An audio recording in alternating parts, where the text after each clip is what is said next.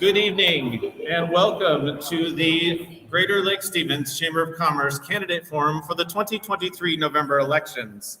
Tonight's candidates include those running for the mayor of the City of Lake Stevens, City Council positions 3, 4, and 5, Lake Stevens School District Directors 1, 2, and 3, and Lake Stevens Sewer District Commissioner positions 2 and 3. Before we get started this evening, a few notes for the audience on expectations from you. No signs will be allowed inside of the building. Anyone disrupting proceedings will be asked to leave. Should they refuse, the Greater Lake Stevens Chamber of Commerce reserves the right to end the event immediately, canceling all further activities for the evening. Questions this evening will be asked by our moderator only. There will be no open mic questions. We do have the opportunity for audience in attendance to submit questions. These questions will be used at the discretion of the Greater Lake Stevens Chamber of Commerce. Please try to limit your applause to a few short seconds after responses. We only have a limited time here this evening, and we want to cover as much ground as we have time for.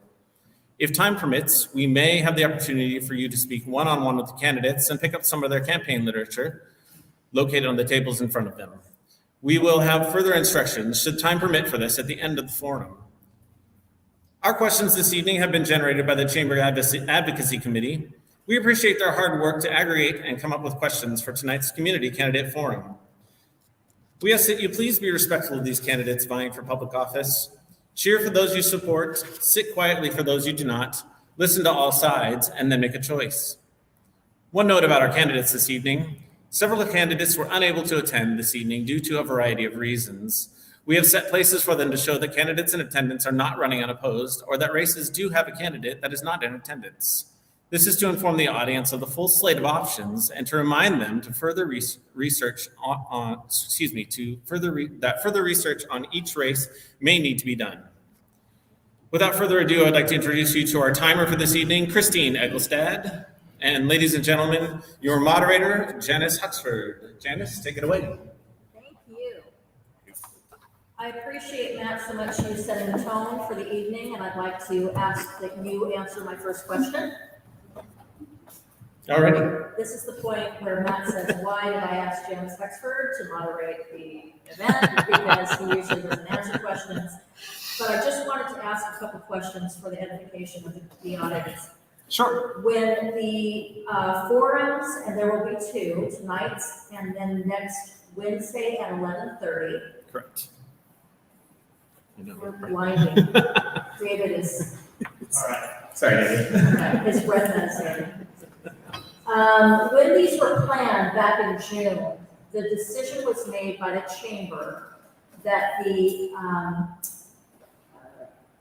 focus be on anything happening within the city of Lake Stevens. Is that correct? Yeah, that was correct. That was our initial scope. So no one from outside the city has been invited to attend or is not attending because they were invited and chosen not to attend. These are all city candidates, correct? Yeah, that's correct. And the primary reason is space here this evening, as well as space at our luncheon event.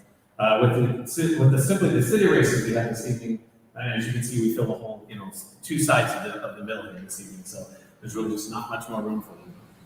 In years past, we have had county and sometimes state representatives come and speak with us. And that's based on the current climate and who else is running in that election cycle, correct? Yeah, that's correct. Last year we had state representatives that were up for election at our candidate forum.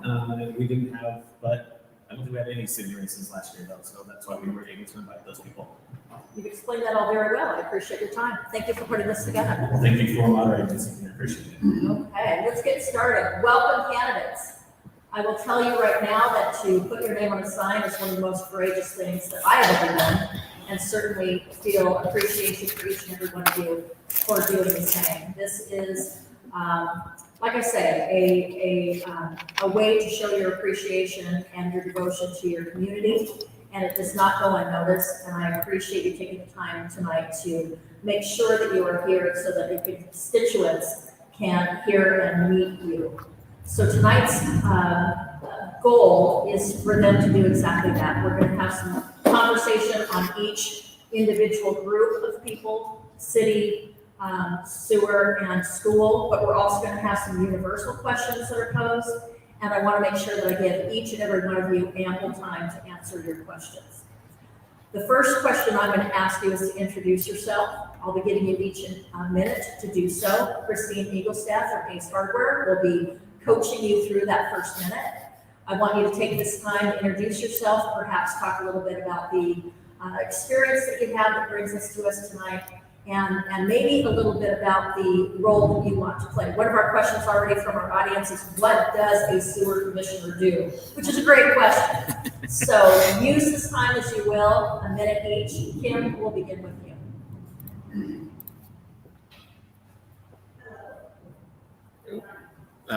Let's see, is that turned on?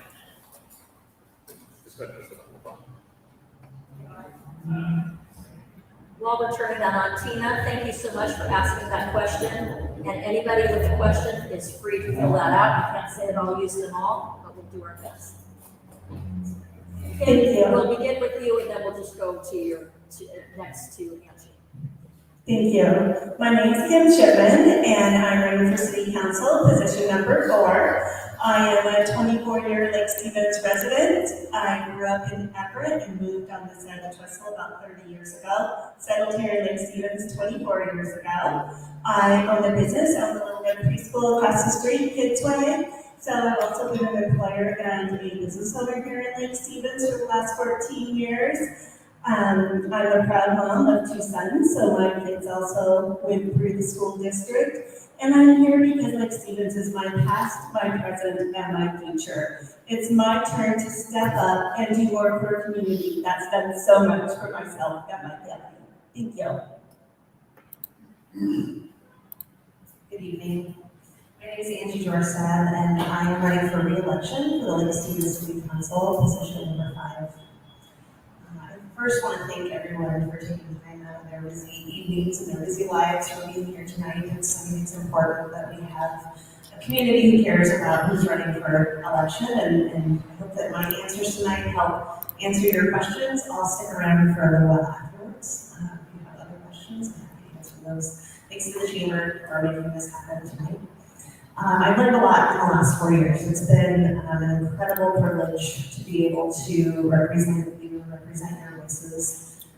We have a really diverse council, and we all have a responsibility to pay attention to what our community needs, to listen to those voices, and to make the best decision we can. And I appreciate your vote and look forward to continuing to do this work on your behalf. Thank you. Test. All right, great, perfect. My name is Brett Daly. I am running for re-election for the mayor of the biggest city in the state of Washington, Lake Stevens. And that is how I introduce myself wherever I go to speak. We have a great city, we have a great community there. And I'm privileged to be the mayor of it. I would as well like to thank the chamber for putting this event on tonight, and thank all the candidates. It's great to see candidates come out and run for positions and bring in old blood, new blood, whatever blood is in positions and new ideas. So it's good to see. I would like to continue being the mayor for a lot of reasons. There's a lot of work left to be done.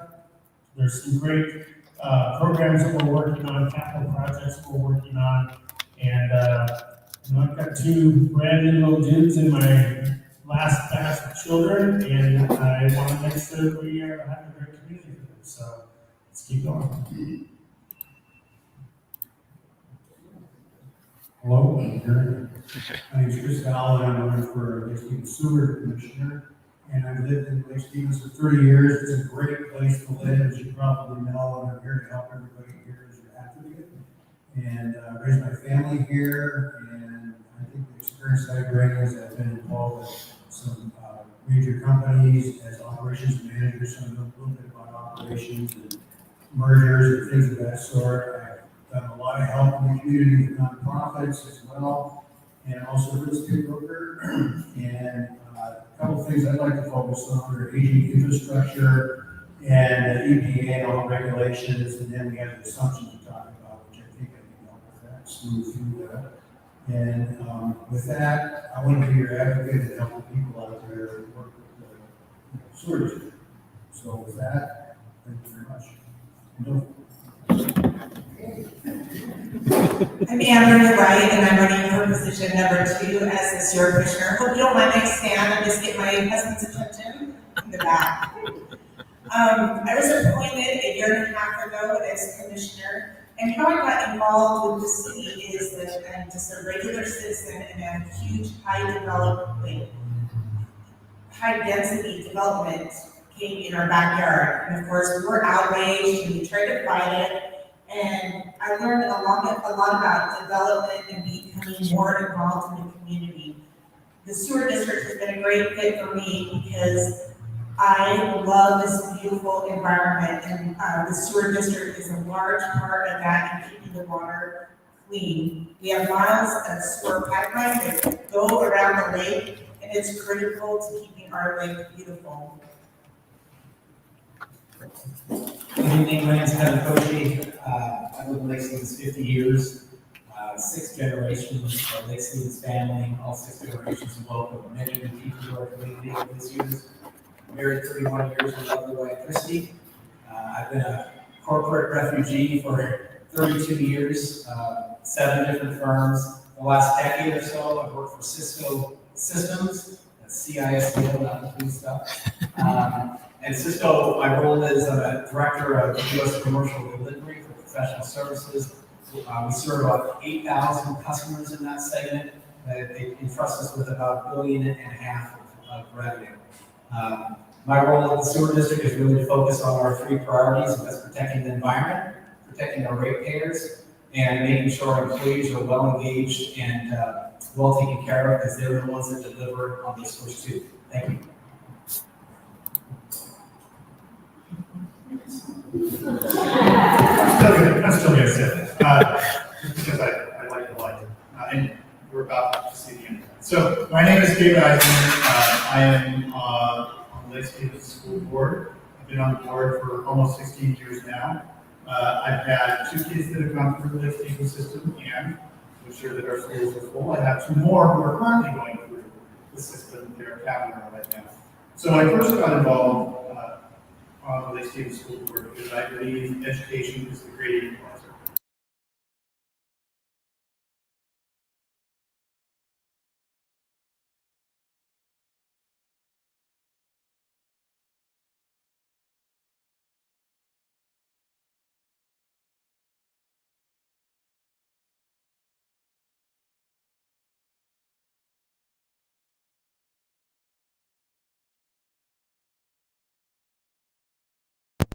There's also a lot of work that's been done to make Lake Stevens a great place to live, learn, and get educated. I'm going to stand up because I can't see. Actually, I can't see there either. My name is Paul Lund, and I'm running for the school board as well. And I've been on the Lake Stevens School Board for 13 years. I have a passion for education. My wife and I moved here in 1987. We've been married for 40 years. We've had 3 kids go through the district, and one studying to be a teacher, which just throws me no end. I absolutely do have a passion for education, and my goal is to make sure that every single child that comes through our doors meets or exceeds their potential. They can do that. We see amazing things happen. Kids turn around, they come back, they find their way, and our job in the district is give them that groove, find their space, make them feel welcome, and make them feel part of something so they can do the lifelong learning, which we've been telling everybody that is part of our plan. Thank you, Paul. My name is Sean Schrader. I am running for the Lake Stevens School Board. I grew up south of Seattle, spent about 20 years away. Both my wife and I were in the Navy, and moved back here in 2004 to work with military families as they deal with deployments. I've been in a diverse array of fields, worked in finance, and then most recently in nonprofit work, particularly engaging within the community. And one of the reasons that I'm running for school board is because, especially I recognize and acknowledge the work that Paul and David and others have done. in this area. I feel like we missed so much. And COVID was a great revealer. It showed us what was going on, things that weren't working well. And I feel like we have lots of sincere people in the system. There's a lot of gaps that we have right now. And I have 2 kids that graduated from the Lake Stevens School District. I'm not at all sad about that. And I have 2 grandkids that are currently in, but there's a lot of work to be done, especially with helping parents get more engaged and involved in our schools. Thank you. Thank you all for being here. Again, I appreciate your candor and your courageousness in running for office. We're going to go back to our city candidates. Angie, I'm going to begin with you. All 3 of you, the City of Lake Stevens has a ballot project list posted on its website. Which projects are you most interested in seeing further? And how will you budget to allow that project to come to fruition? 1 minute. That's a great question. Thank you. I'm really excited about the potential that we have in our Cedarwood Community Center. So we have an abandoned community building in the middle of our Cedarwood development, located on the south side of the lake. And it's been empty for years. It's not safe.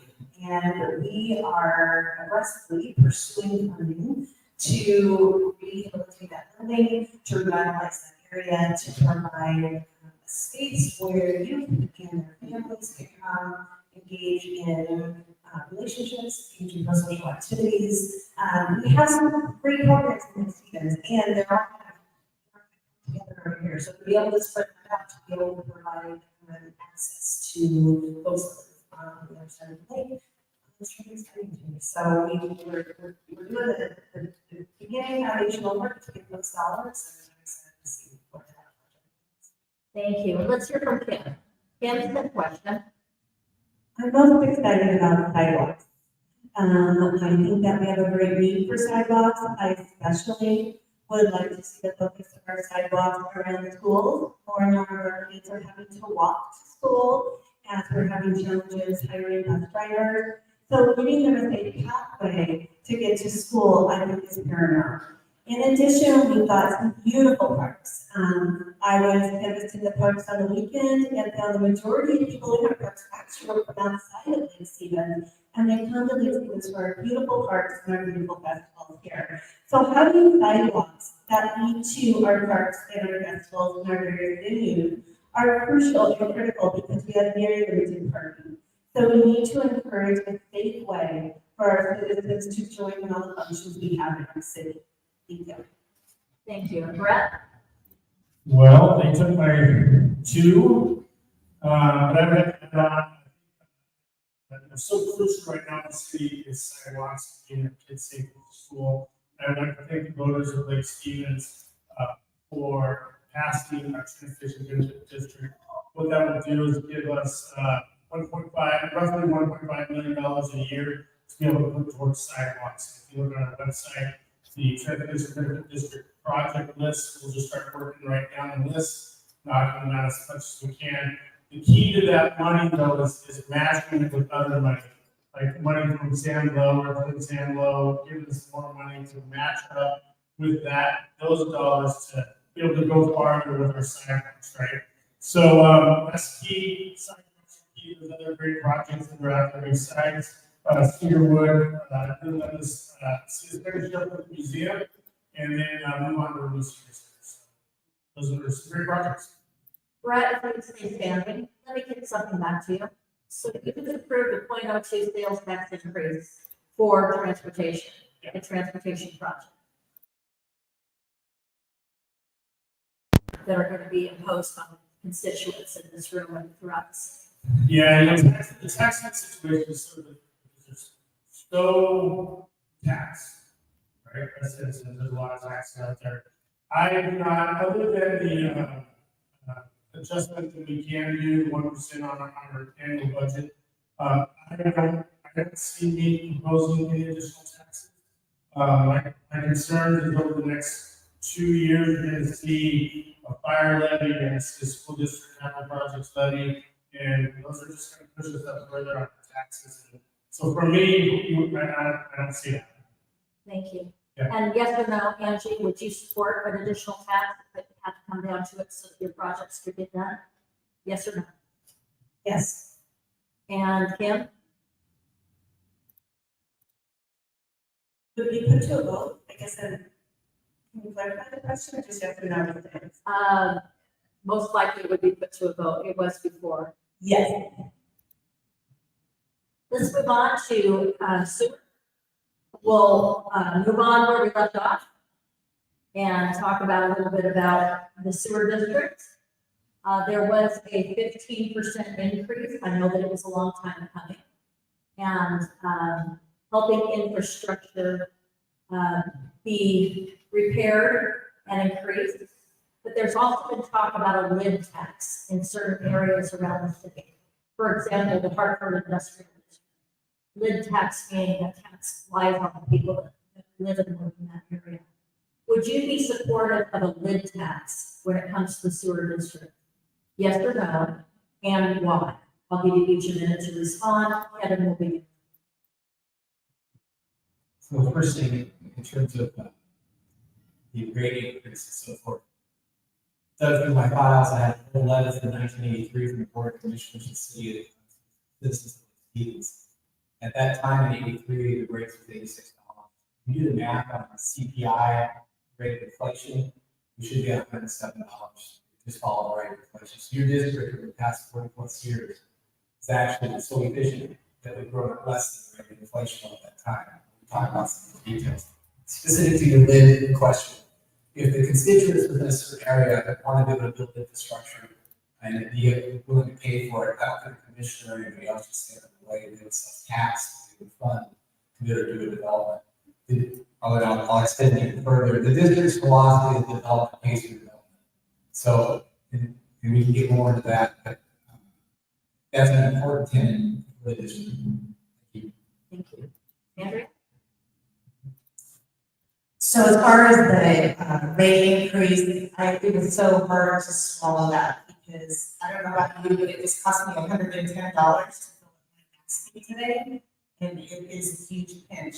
However, I do know how to balance the checkbook, much to my husband's chagrin, but we have to be able to pay for the cost in the sewer, and that is done with probably a 50% increase. As far as the lid tax goes, I feel so hesitant in taxing without major feedback from that community. And so for me, I can't really say yes or no unless I know the specifics of the development and area and how the owners and business owners feel about that.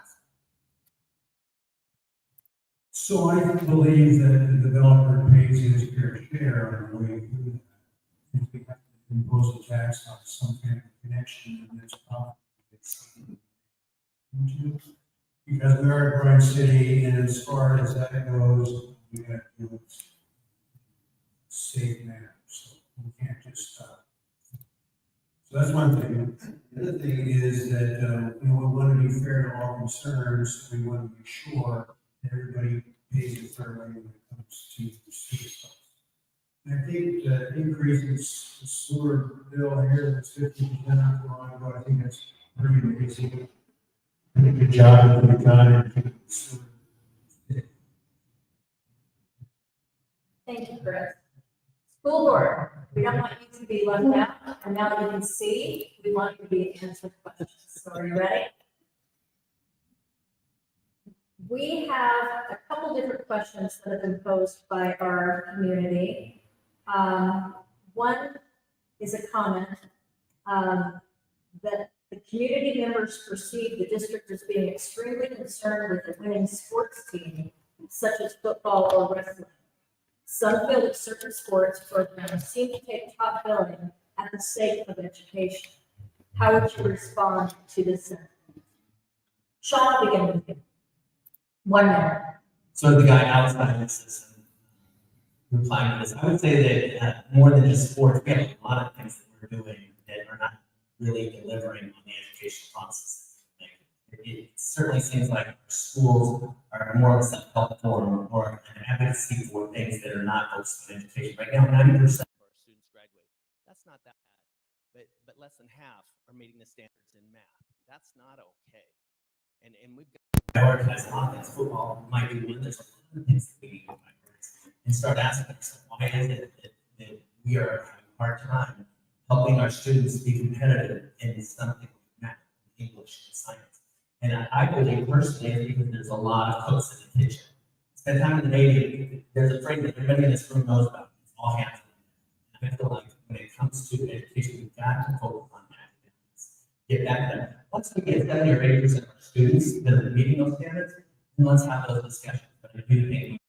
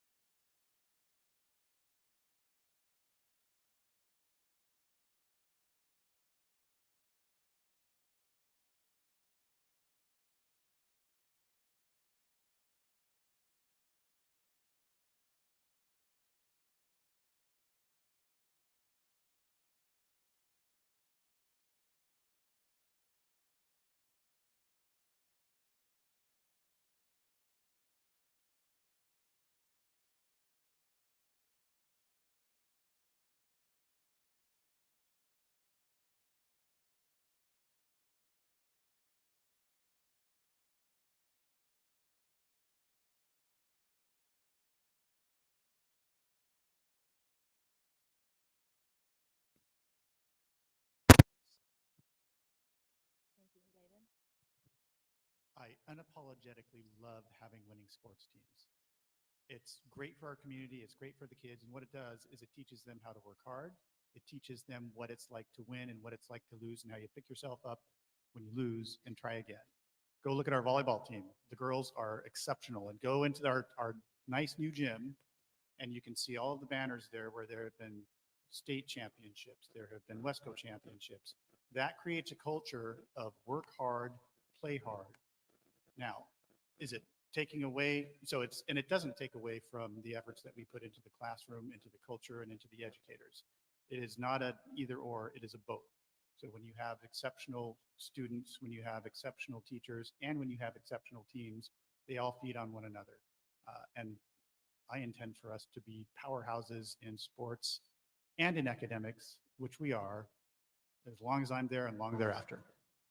Thank you, David. If you'll keep the microphone for a moment, I'm going to kick it back to you. We have 50,000-ish students coming through our program right now, correct? 50,000? Is there 50,000 students in the school district? No, How many are in the school just district? shy of 10,000. Okay, so there was a question posed from the audience tonight, so I am making sure that that's clear. Okay, That would be a lot of kids. We would need more schools. that was one of the questions that was posed tonight, so I wanted to put that to rest. We're going to get to that next, so get ready. However, with 10,000 students coming through our programs, they're all winding up in one high school. Yes or no, would you consider making Cavallaro a second high school in Lake Stevens? No. Paul? No. Sean? not knowing much about it, I would tend to defer to the experience that these gentlemen have and say no. Thank you. Appreciate you. Let's do a question we can all answer, shall we? There's something that is universal to every single entity here, and I am a big believer in not living in a silo, right? There are things that cross over. Aquafest being one of those things, for example, where any religion, any school, any age, any social and civic group can be a part of Aquafest. The one thing that hits every single one of you in one way or the other is our Lake Stevens Police Department. So 30 seconds, starting with you, Kim. The question is, during your term, will you fully support and finance the Lake Stevens Police Department? Why or why not? 30 seconds. Absolutely, 100%. Safety is the very basis of a thriving community. Without a safe city, we can't keep our families safe. Without a safe city, we can't keep our businesses safe. I would like to fund the police department 100%, as well as their support staff in training, equipment, and recruitment. Thank you. Thank you. It's a song, yeah. I do support funding our Lake Stevens Police Department. I do also think that our police department needs to stay nimble.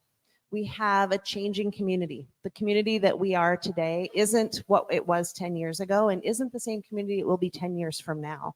And so funding the police department may include funding supportive services to social workers to ride along with law enforcement to help folks on our streets. Funding law enforcement may include ensuring that we have the supportive staff behind those officers to make sure that that work's getting done. Yes, I will continue to fully support our police department. And I have, and I will continue to do so. We're going to run into some challenges. As we run into challenges now, we have staffing challenges, being able to hire police officers. That's a key that we need to work on over the next couple of years, is make it palatable for officers to want to work here. And when I say here, I mean the state of Washington. And I agree with Angie. I think that making sure that we're looking at other options that are out there, technology, social services to help out would be is key. I would absolutely support the police department and keep crime to a minimum, if down to zero, because we need to have that put back in place. So I would support that totally. Whatever equipment they need or training or more officers, then I think we need that. So that's my vote. I support the police as well. And I have 2 teenage drivers, so I'd actually love to see more patrolling of speed. But I'm really grateful for our safe community. We witnessed an accident just 2 weeks ago behind our house, and the police were there within 4 minutes. And so when you need them, they're there. And I'm grateful for the support that council and the mayor has done to have them do such a great job. Yes. Well, I can't commit to fund the police department because that's not something that the school district does. But I will say that we have a great relationship with the Lake Stevens Police Department and that we partner with them in many dimensions, many ways, and it's a great partnership. The same levels and expectations of excellence and integrity that we have for the Lake Stevens School District apply to the police department as well. Thank you. And I would absolutely agree with that. Yeah, we have a really, really tight relationship with the Lake Stevens Police Department, and we call on them, they call on us. You know, we have issues in the school, and we need their quick response, and we need them to be there for us. We have resource officers on some of our campuses, and they are amazing as they build relationships with students, so that even within their campus, they're getting to know the police in the area. And I would say yes as well. Last night, there was a stabbing at Walmart just off Highway 9. I don't live far from there, and the perpetrator was on the property right next to me. And at least a half dozen police officers showed up, and it was beautiful. It's one of those things that our city has a lot to be proud of. I'm in unincorporated Snohomish County, and the Lake Stevens Police Department has been amazing. We used to live down here, and I wish that the other agencies within this city would focus on the things that are priorities, just like I think the Lake Stevens Police Department does. Thank you all. I appreciate your comments, and I concur with all of them. So thank you. Sewer and city candidates. Let's start with Chris and go this way, and then we'll come back to Brett and go this way. The question being posed is, do you support unification between the sewer district and city of Lake Stevens? Why or why not? We'll give you each a minute. Okay, I guess I support that because there's already an agreement out there, and that's part of the thing. I think the best thing to do is look at how it can be done fiscally and be able to have a smooth transition into that arena. And I have the background to do that, so that's why I think we can make that happen. So I'm for that. Okay, thank you. Andrea? So we are in the process right now, the last 18 months, negotiating with the city for an early merger, which they are very anxious to accomplish. And I feel like I have followed this for about 7 years. And in my experience, this is the least contentious time that's ever existed between the city and the sewer district. However, I do feel like it is a very technical process that the details need to be taken care of. Both sides need to be fully vetted, and that our concern should be the ratepayer and the citizen. And that it is just a meticulous process that shouldn't be rushed, because once we merge, it's forever. And we want to do it right by you.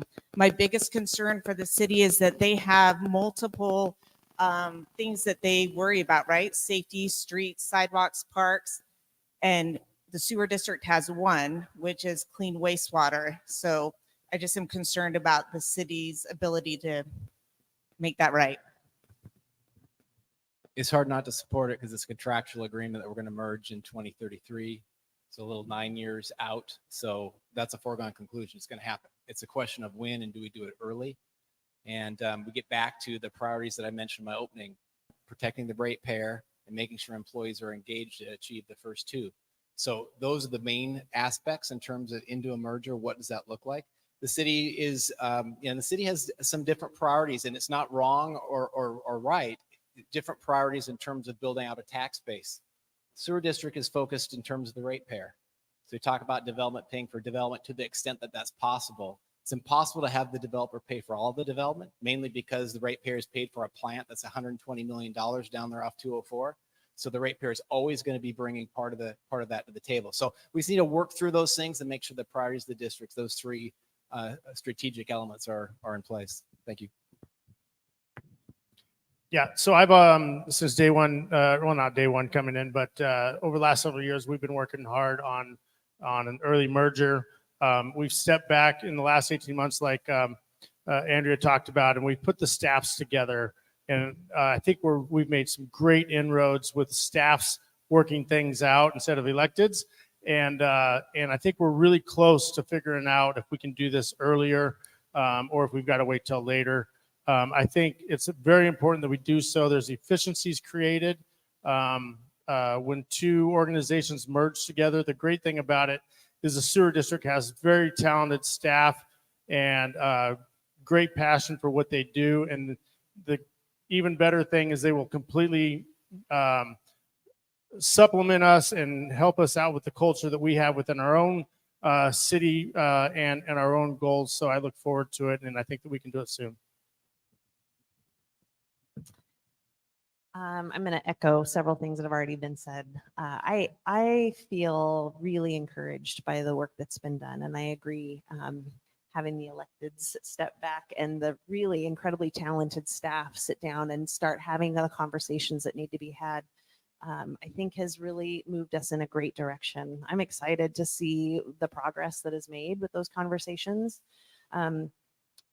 There's incredible talent within our city staff, and there's incredible talent within the sewer district staff. And I think bringing that talent together only benefits our city. I think that this is of benefit to the city ratepayers. I think it's a benefit to our infrastructure.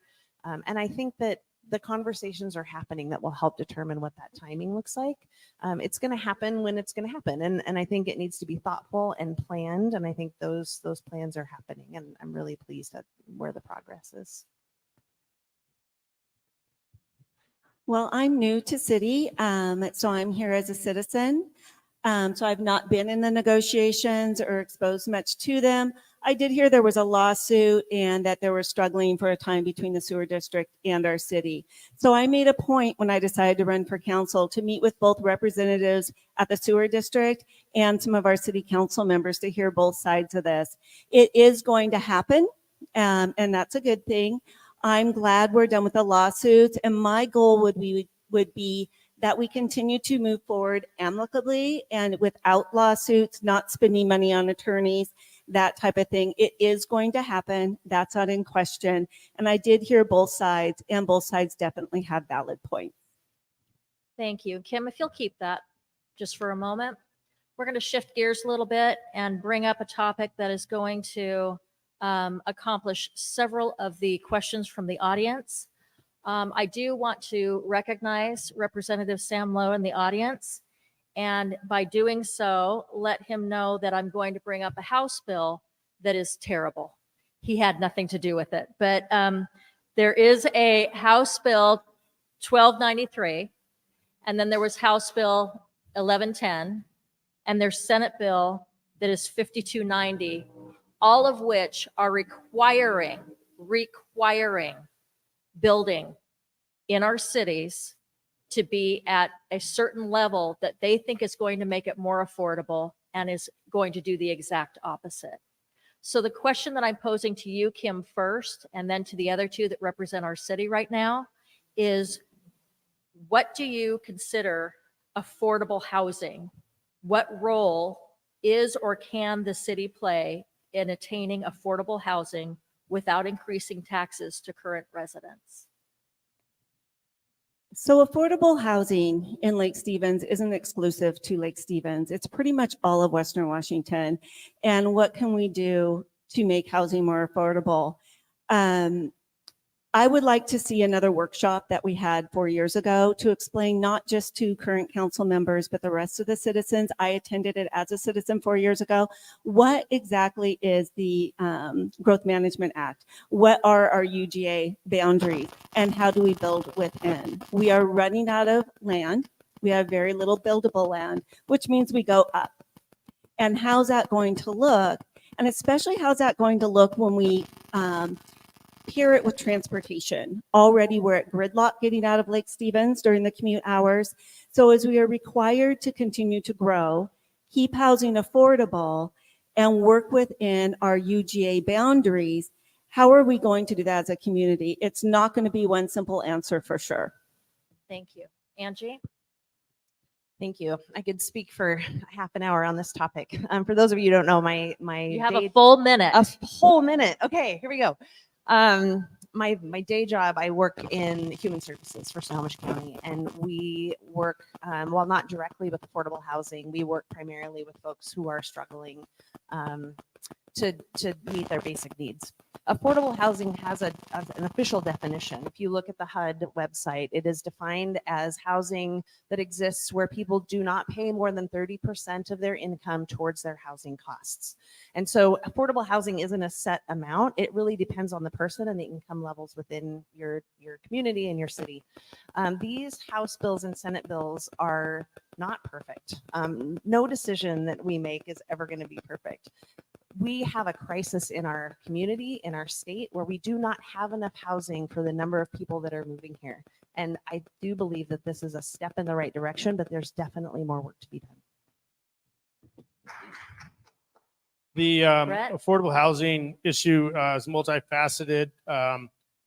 We are seeing the effects of the GMA in creating unaffordable housing. There's several things that we need to work on within that. Supply. Bottom line with affordable housing is you have to have supply, increase in supply, however that looks. City of Lake Stevens, our citizens need to come to the realization that you're going to start seeing 4- and 5-story, 6-story buildings going up in this city because that will give you supply. That's going to happen. That's going to have to start happening soon. We've also got to look at condo reform. Developers don't build condominiums anymore because there's a lot of litigation issues with that. And the other thing we need to worry about also, due to the GMA and regulations, it's very expensive for a house to go up. Right now, we have houses going up that just to get to curb, gutter, sidewalk, and dirt is $250,000 a parcel. So, Brett, before you sit down, do you happen to know how much commercial and residential buildable land is still within this Lake Stevens city limits? yeah, so we have, well, residential wise, we have about, we're just under 300 parcels left, single family. That's why you're going to start seeing, so one of the things you need to think about is our population expectation growth is 54,000 people by mid 2040. 54,000, we're 41,000 now. Where are we going to put them? We're going to have to put them going up. We've attempted unsuccessfully with the county to try to expand our UGA for a lot of reasons to increase our commercial space. We have I could talk about this for hours also. You've got about 15 seconds Okay, left. cool. We have a detriment on our south end with the Everett water line that goes through the city, eats up a massive amount of our commercial space. We need to expand our UGA a little bit to increase our commercial space, would help out with that. To bring in those retail services, all those things that all these people have moved here for, we need to have space to do it, and we just don't have the space. Thank you. Let's switch back to our school board candidates and talking about all the people that are moving in and those 10,000 students that are already here, reiterating. How would you design a program for non-certified district employees, such as paraeducators, who aspire to be full-time teachers? How could the district help to obtain their teaching certification and keep them employed in their current role while obtaining their credentials? Sean, let's begin with you. 1 minute. So I spent a little bit of time teaching in the Marysville School District. It was primarily designed to just see a little bit more of what was going on in our community, and I felt like that was an area in which I could do that. And it seems like we are missing the opportunity from within the schools, as you're talking about, from those who are already dedicated and want to be a little bit more involved and engaged. And I think what we need to do is we need to look within our communities for that. For example, there's a lot of parents that want to be more active and engaged in our schools, and I think many of them would be tremendously qualified for teaching and para positions. And I think one of the things that we need to do is start mining those opportunities and those people that already have a heart for our community, that have a love for those kids, and that want to see the changes happen here in Lake Stevens. I don't think it's as difficult as we make it out for, but just like I think the board has done a good job on it, is we got to look long-term at where we want to be in 10 years. And I think if we do that, we'll do that well, simply by planning well and focusing. Thank you. Paul? Yeah, it's an interesting question for me because I'm not an educator. I was working for Boeing. And so, but we really try to promote everyone that wants career advancement and to help them get that. And we have an amazing amount of people that have long histories with Lake Stevens and have been here for a long time. And we have lots of families that have, mom and dad graduated from Lake Stevens, and the kids go through Lake Stevens and they come back to teach. So I think people love working for this district. We didn't let anyone go this last year because of budgetary issues, but we were able to attract and bring in amazing talent from all the ones that did let folks go. I think we do a really good job of holding on to the people and helping them get where they want to be. Yeah, so I think the good news is that there are a lot of people who want to come to Lake Stevens and be an educator, whether it's a paraeducator, a certificated staff member, an administrator, et cetera. And the good news is that these days there are online courses, late night courses through many universities that will enable somebody who doesn't have their teacher certificate right now to work as a paraeducator, for example, get that teaching certificate, and then continue with Lake Stevens as a certificated teacher. So I think the opportunities are there, and the mechanisms by which people can do that are there. It's a matter of those individuals deciding to go about getting that certificate and doing what they need to do in order to be able to become a teacher, stay in Lake Stevens, and move their career from being, for example, a paraeducator to a certificated staff. The best news is that people, whether it's students, families, teachers, et cetera, really, really want to come to Lake Stevens. And Thank you. Let me ask a question of all of you. And this is one that's been on my mind for the last couple of months. I'm not sure where I want to begin with this, because Kim is on this end and Sean is on this end, and they both have opponents in this election cycle. So perhaps we'll start with Brett and go this way, and then come back and do Kevin and go this way, and then David and go this way. You got all that? You ready? All right. Was You got it. that the question? I'll Trying call to your figure that name up. out? If you can remember that, you got it. This is the question. What does it say about Lake Stevens that so many are running unopposed? Let's give you each 30 seconds. A minute. Let's give you a minute.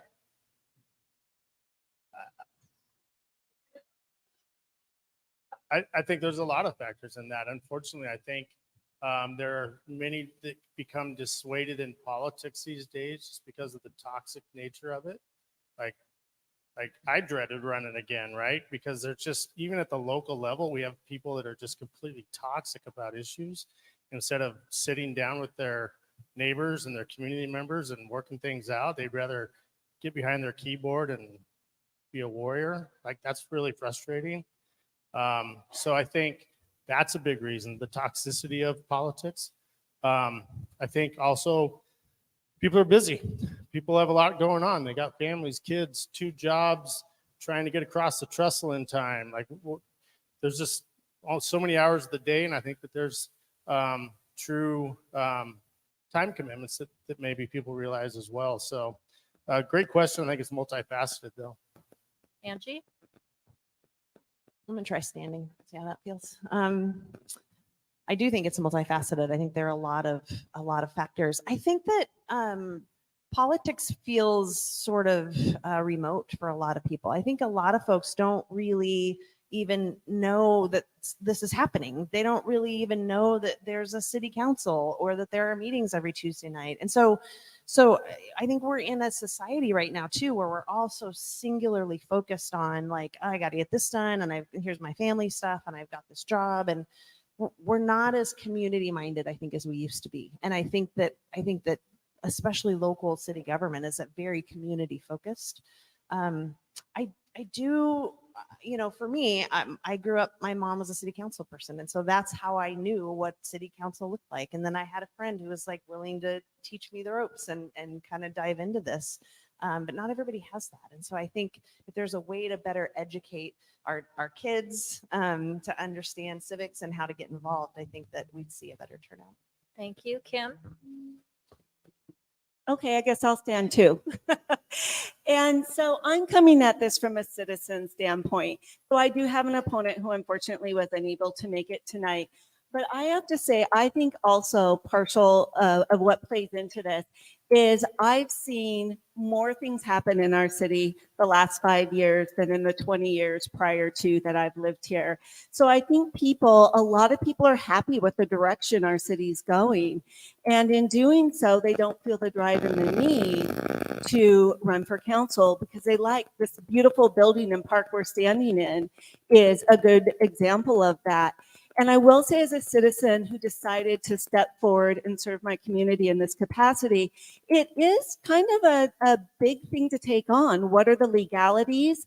We've got PDC to report to. We've got campaigns to run while having a job and raising a family at the same time. Thank you. Kevin?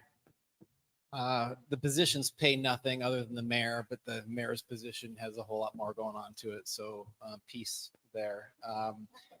The last council race was ungodly expensive. I mean, there was hundreds of thousands of dollars in that thing. I think that scares some people away. If I want to mount a run against Brett, I mean, I'm gonna have to come up with probably $100,000 one way or the other. So either I got to be rich or I got to take some checks from somebody, and I think that makes folks uncomfortable. I also think it's okay for folks not to, to participate in other ways, whether they're participating in their churches or their community events or causes that are close to their heart and are advocates for those. So I think there's a lot of ways to participate in the process without actually running for office. Thank you. Andrea? Clearly, I'm not qualified. You did not follow the instructions. So I blame Netflix and on-demand TV. But seriously, I think basically what everyone else has said. The other thing that we're really missing in our community is news. So the only way you can hear news is through the Herald, and so few people actually subscribe to the Herald. I only do the free stuff. But because we don't have the Lake Stevens Journal anymore or qualified news, I know there are some online components. A lot of us really don't know what's going on unless like some hot topics on Lake Stevens community, which is scary. All in itself, don't go there.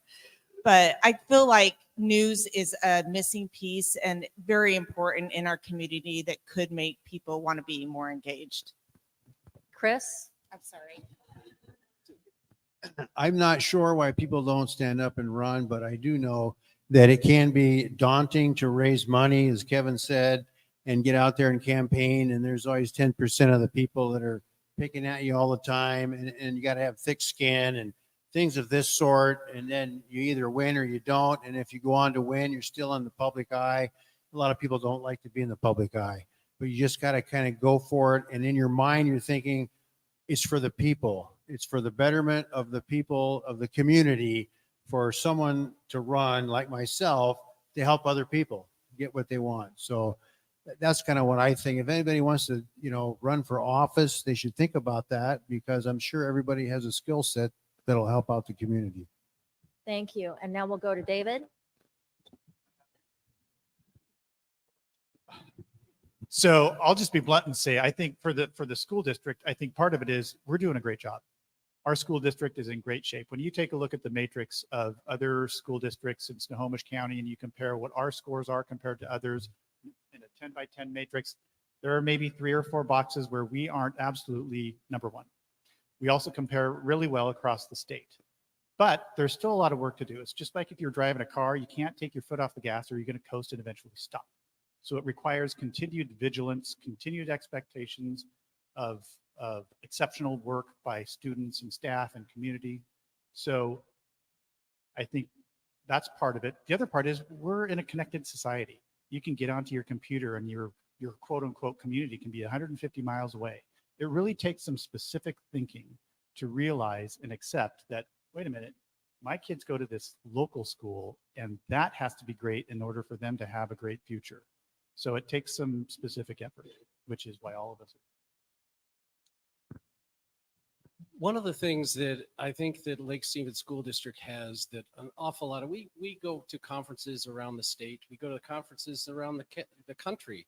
And one of the things that we have here in Lake Stevens is a deep trust in the community of Lake Stevens School District. With the administrators, with our board members, with our teachers. And given that trust, we find that the teachers tell you the things that they come to our school board and meetings and they tell us the things that are really they're struggling with. And a lot of organizations that I used to work for don't show your warts. You hide your warts, but we don't do that here. And that trust, I think, is also part of what the community, I agree with David. The community trusts the school district to outperform,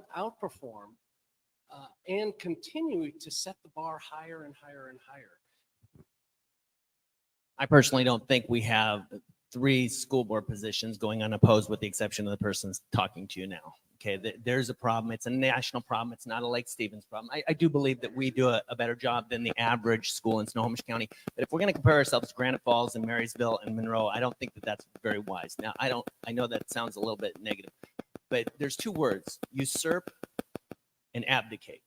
I think across the board in agencies throughout this country, we have usurped authority within government agencies and done things that we shouldn't have been doing. And I think a lot of parents, especially in the schools, but certainly with citizens, have abdicated and asked the government to do things that we never should have done. Our Constitution doesn't tell us to have somebody paid to do that. And I think we need to work really, really hard to get churches involved, to get local businesses involved, not the corporations, local businesses, and work hard to win people back to get involved and engaged in the ways that they could and they really want to, I believe. Thank you. Those were all really good responses. It's been weighing on my mind. I would personally say, if I could do so, but I have the mic so I can, is that there's way too much attention that's paid at a federal and state level when the decisions that most affect our citizens are made by the people that are elected here locally. And that is, it astonishes me that all the focus is elsewhere when right now some of these things that are being done that you're seeing happening in your backyard, that you're seeing happen at your schools, are being made locally. So I would hope that that message continues to make it out to the citizens of the community. Let's talk about wastewater plants. Okay, this is a yes or no, and then we're going to have a follow-up. So Andrea, Chris, and then Kevin. Wastewater plants across the country are being monitored for drugs and viruses. should that information be made public to the Lake Stevens community? Andrea, yes or no? Yes. Chris? Yes. No. Okay, intriguing. Kevin, why no? 30 seconds. I think it treads across privacy. You know, number one, there's a technology problem. You can't put probes, you know, all the stuff gets mixed together. By the time it gets to the plant, you don't know where it came from. We have 33 lift stations. Our topology has everything drained towards the lake. We pump it back out and it goes all the way down to 204. So the technology piece of it would be a challenge. But frankly, the privacy piece of it, I think some things just need to be out of it. It's too big government for me. Thank you. Andrea and Chris, you both said yes. Do you care to give 30 seconds on why? I'll just say that as far as like chemicals and all the things that actually can be flushed down your toilet, it goes into the sound, it goes into our waterways, and it does affect our environment. So I'm thinking of it in an environmental manner, that there are long-term implications to our environment that are super important. I think that everybody should know what's going on with their sewer and the population in the district. So we should all know what's happening so we can maybe mitigate some of that. And it also states that we may have different kind of filtering systems to filter some of that stuff out. But I believe that it's something we should all know. Doesn't matter where it came from. We just know it's down at the plant down there and it's coming from up on the hill. Chris, if you'll keep the mic, a follow up to that. So there are some agencies, some partnerships that are divulging that information, or at least talking about it more than we are here in our district. How are the regional partnerships important, not just in this space, but in all spaces? And what is your plan to engage and strengthen those bonds on behalf of the community? So one thing is we've got to work together, always work with the ratepayers and work with the agencies and the EPA and figure out what regulations they're looking at and work towards mitigating the problem, fixing the problem, I guess you could say, those kind of things. And that's my take on it. Thank you. 30 seconds, Andrea. Janice, would you be so kind to say the question again? I'd love to if I could find it. The question is, how are regional partnerships important, and what is your plan to engage and strengthen these bonds on behalf of the community? Well, that is a super hard question. I mean, partnerships are very important, and with the sewer district, we're involved in other communities like the Washington Sewer and Water, and we learn a lot about the things that are coming down from the Department of Ecology, and anything we can do to be more educated and serving our community as a whole is a strength to us. Our most important regional partner is the city of Lake Stevens. There's some great projects we've worked on together with the mayor's help. One of them is the decant facility that we have. We both had a common need. We came together, we invested mutual capital, and we share in the partnership in running that. We also, our old wastewater treatment plant north of Carlton Farm, city was interested in that. We were going a different direction. We changed course and we transferred to the city. So that's our most regional partnership that I think we need to focus on. Thank you so much. We'll head back to the city for a question that stems from the conversation that I just had here at the mic about relationships, certainly when it comes to Olympia. Kim, we'll begin with you. What would be the priority issue you would advocate for on behalf of the citizens of Lake Stevens and Olympia? And who would you align with in Olympia to bring it to completion?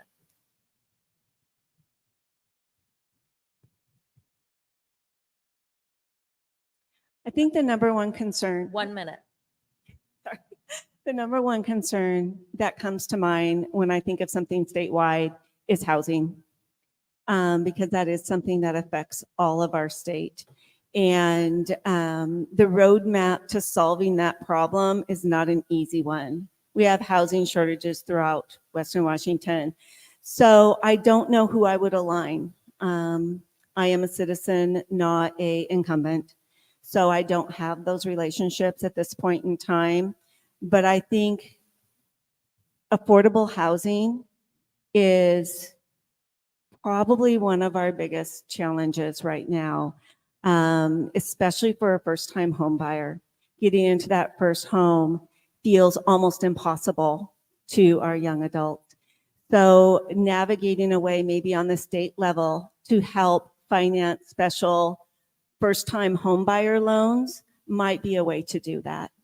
Thank you. Angie? Thank you. I'm smiling because I have like 17 different ideas in my head. I see Sam sitting right there, and I'm going to bend his ear about every single one of them. So the first thing that comes to mind is probably not something a lot of folks know about, but I feel really, I've learned a lot about this topic over the last year. We have multiple fish-bearing culverts in our city that are failing. And we don't, it's an incredibly expensive fix. It's not something that we can fix ourselves. And we really need to leverage the dollars we do have with our state and honestly federally as well, to make those changes. We need to save our environment and our fish, and we have failing systems. Representative Lowe, thank you. Representative Eastlick and Senator Wagner are our representatives at the state level, and those are the folks I would reach out to first. Probably the biggest thing I want to work on this next legislative session is some public safety items. We need to make sure that we can we need to strengthen the laws to make our streets safer. One of the areas I want to work on is unlawful possession of a firearm.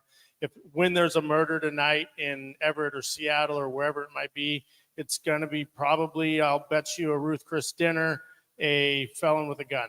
And we do not prosecute felons with guns. So I'm going to work on that. I met today with Representative Lowe and Prosecutor Cummings today to talk about those things. Also, want to work hard on recruiting and retention of police officers so that we can make it more palatable here for officers to want to work here. Not only people that are grown here, but people that transfer in from other states to work here. And biggest thing back is we spend a lot of money to Olympia, and I try to get as much of our taxpayer dollars back from Olympia into the city. Mill Spur, Cedarwood, all those kinds of projects are those types of projects. Thank you. I appreciate the comments, and I hope that there's a successful legislative session in front of us all. I'm going to ask one question from the audience because it has been in multiple questions, and then we will move on to wrapping things up with each of you with some closing comments. This is for the school board contestants. What do you think about class sizes at all levels of our school? Is there anything you would like to see done? Let's begin, Sean, with you, move to Paul, and then David, we'll wrap up with you on that question. This is one of those where oftentimes people think about how do we get more money? How do we get more classes? And I think Paul and I were on a forum the other day. I feel like we try and spend our way out of everything, and then we spend our way into the same problems that we have, whether it's housing or a variety of issues. And I think we need to start really considering, are we doing things in a traditional way that haven't produced, or are we being creative in the way we're thinking? Again, I think we need parental involvement in a lot of these things. I think some of these problems would be mitigated if there was far more parental involvement and engagement in our schools. Our school system was set in place by a man who never made a phone call and never lived under an incandescent light bulb. That's our system. Horace Mann put it in place, and it's been around since before there were light bulbs. And we need to start looking at ways in which we can use the technology and be far more creative than we have. I believe that we have a lot of sincere people in our system, but I think we need to leverage their creativity and their ingenuity. Thank you. Paul, 1 minute. Yeah, class size is huge. Well, actually, we want it low, but it's a Well, there are big 50,000 students. Yeah, right. There 50,000. A lot of classes. Yeah, we got a lot of classrooms. Anyway, no, it's so important to us to keep our class sizes down. And because That's more time for each child that's in a classroom. And we look at this data all the time, and we hire more teachers than the prototypical school model that the legislator gets us money. And because of that, so we've been really, really focused on keeping class sizes down so that we've got more individual instruction as well as differentiated instruction. Not every kid learns the same way. So that's part of diversity. That's part of understanding how that child learns. And if they need more supports, we need to give them that. And we have systems in place to do all that. But class size is huge. We watch that absolutely all the time. Thank you. So class size is a math problem. You have to have a certain number of classrooms and teachers for your 50,000 students. And class size has an impact on the capability and the effectiveness of educators to be able to deliver that education to these kids, especially in the younger ages. So yes, class size and the reduction and maintenance of that and management of that is important. When you're a growing community and when everybody wants to come to Lake Stevens because it is the best place in the world, you have to manage the amount of classes that you have. So we're a growing district. And there are many districts around us who are literally shrinking, which is bad for them, good for us, but it also means you need more class space. So I'm going to come back and say, it's a math problem and it's not calculus. It's simple, what would you call that? Pluses and minuses. So, but it is important. And as Paul said, we watch it carefully and do what we need to do in order to make sure that we can mitigate it. Awesome. Thank you very much. So we are at the end of our forum this evening. We have a couple minutes left. I'd like to give each of you the opportunity to address the audience. Again, this is being recorded and posted on the Chamber's Facebook and on YouTube. We want to make sure that everybody within the sound of my voice, within the sound of your voices, hears this and votes. This is all for nothing if people don't go out and vote. So I would urge you to make use of your 1 minute that's left. Speak to those that are going to be filling out a ballot in a month or so, and making sure that they know who you stand for and what you will do on their behalf if and when elected. So with that, I'll turn the time over to Brett. Let's begin with you and head this way on the city. 2008, Lake Stevens was 8,000 people. We are now 41,000 people. When I became mayor, I would ask for things like, where's this policy? It was maybe on the P drive, the S drive, maybe a dusty 3-ring binder. A lot has changed in your city government in the last 4 years. We've gone through, we have a Lean Six Sigma Center of Excellence to create efficiencies within our government, and we've partnered with regional governments as well to do that. We have APWA accreditation checklist that we are going through, making sure our public works is squared away, which also, by the way, affects your finance, your HR, and everything else. This is a story that's not told well, and it's not told really because it's not sexy. It's not a sidewalk. It's not a park. But it's very, very important to you as citizens to know that your city government has changed a lot in the last 4 years and changed for efficiency and organization to provide better services for you. Angie? It is an incredible privilege to do this work on your behalf. I take it very seriously, and I feel really honored to have the support that I have to continue to listen when you reach out to me and to continue to learn about things like wastewater and sewer districts and parks. And it's been an incredible learning experience, and I have ongoing learning to do. I will continue to be accountable to you. I will continue to be honest and trustworthy and accessible. I love this job, and I feel really honored to be sitting up here, and I thank you for your support and your vote. Thank you. Kim? My name again is Kim Shipman, and I am not a long-term politician. What I am is a long-term Lake Stevens resident, living here 24 years, an employer and business owner for the last 14 years. I bring a different perspective to council because I'm not a government employee. I'm a citizen here in Lake Stevens that has lived through the journey. I've lived here for 24 years. I watched as we were a small community and continued to grow. We've had amazing successes, and we've also had our share of growing pains. So what I bring to council is the experience and perspective of a citizen, a long-term citizen in Lake Stevens. As I mentioned before, this is my past, present, and future. I plan on retiring here. This is not a stepping stone for me. This is where I raised my family. This is where I want to see my grandchildren grow up. So again, I want to remind you all to just get out and vote. Turn in that ballot. Thank you. Thank you.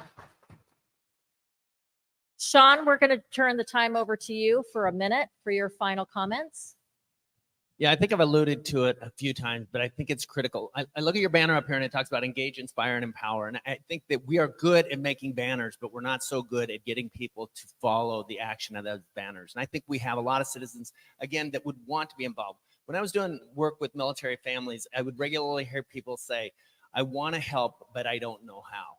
And I think it's incumbent upon us.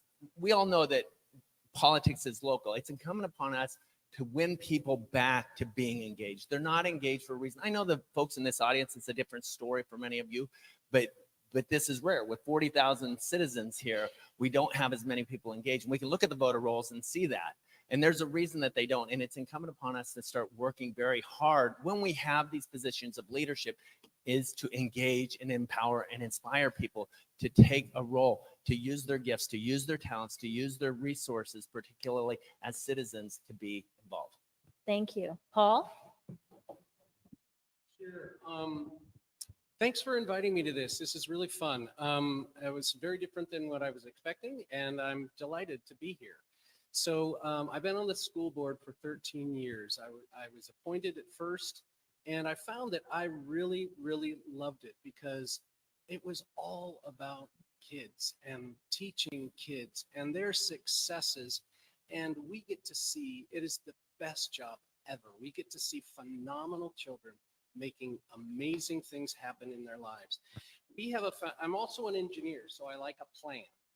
We help build this plan, and it's the foundation for excellence. I want everybody to read this. This is our plan, and if we have any issues with what we're trying to accomplish, please, let's have that conversation. Our mission statement says our students will be contributing members of society and lifelong learners, pursuing their passions and interests in an ever-changing world. That's exactly what we're trying to do. And David? Well, thank you all for being here.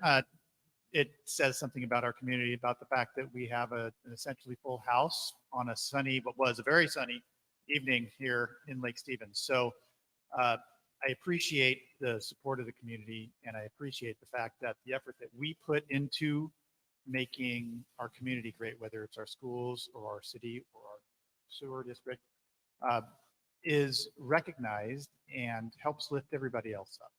So this expectation that we have in Lake Stevens, in the district, and I believe in the city too, that we just expect excellence, is a two-way road. It enables people to come in and see, wow, okay, in order to be here and be engaged, we have to expect excellence. And that's the sort of, the other side to that lane is that that's the sort of thing that we deliver. And I'm grateful to be here and to be a part of it, and happy to have all you be a part of it as well. Thank you, David. Chris, we're going to move to you. If you would like to begin, and we'll wind up, Kevin, with you. Final word. So I'm glad you guys are all here, and my position is to be engaged with the people out there and educate and give back to the community, work together with people and agencies, and make sure our infrastructure is being kept up, not leaking, things of this sort, things probably not everybody knows about. Work with the EPA and make sure our assumption goes nice and smooth, and it is very complicated. And I'm here to work and be an advocate to everybody here. I'm easy to talk to. And so I hope I can get your vote. And don't forget, don't fog your pipes. You know what that means? It's like fat, oil, and grease. Don't put that down your drain. And remember the 3 Ps. Big John likes the 3 Ps. Only put pee and poop and proper paper in your toilet. Okay? So I'm on that. Education. Okay. So vote for me and I'll help you out. I've actually heard none of those jokes before. I'm thrilled. Thank you. I've heard a lot of poop jokes. Why does the sewer commissioner even matter? I will tell you why. Because we are one of 57 wastewater treatment plants that deposit into the Sound. So after it's filtered through our wastewater treatment, there's a liquid, it's called effluent. And we have new stringent rules from the Department of Ecology of how much nitrogen can be taken into the Sound. And this is crucial for our salmon, which are the critical component of the Puget Sound. And right now, the nitrogen permit is 10 milligrams per liter, but the future is 3. And right now, the sewer district is at 12. So this is critical.